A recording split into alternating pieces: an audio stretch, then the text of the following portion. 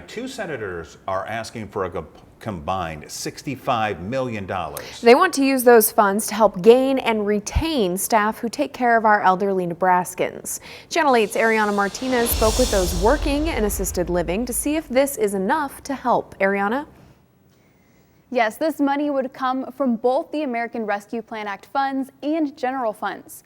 Money would be dispersed based on the number of beds at the facility.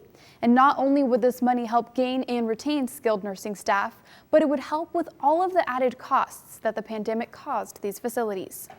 From 2020 to 2022, we have seen an increase in our payroll cost of $775,000 due to overtime and additional costs for recruitment and retention.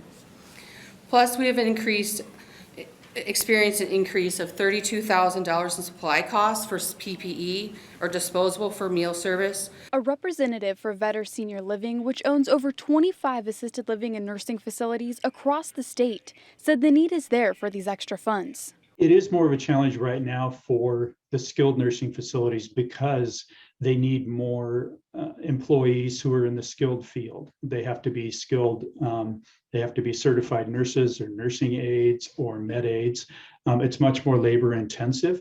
There's needs on both sides though. Right now, it's very competitive and it's very difficult to find people, train them and retain them at the same time. So we're very optimistic about this bill. We're very appreciative of the senators who are behind it and who recognize this immediate need.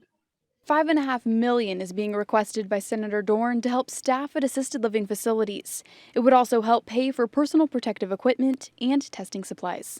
Anything that we can do to attract and retain people, to give them the compensation that they really deserve for the hard work that they're doing, anything that we can do to help is a great benefit. And this is one bill that definitely helps in that regard. $60 million is being requested by Senator STINNER as incentive payments for those employed at licensed and Medicaid certified nursing facilities. The governor did appropriate some funds to go out and help at least till the end of this fiscal year, but did not for the next fiscal year. So this is where it picks up after the governor's. These funds can make a huge difference for facilities across the state on the brink of shutting down.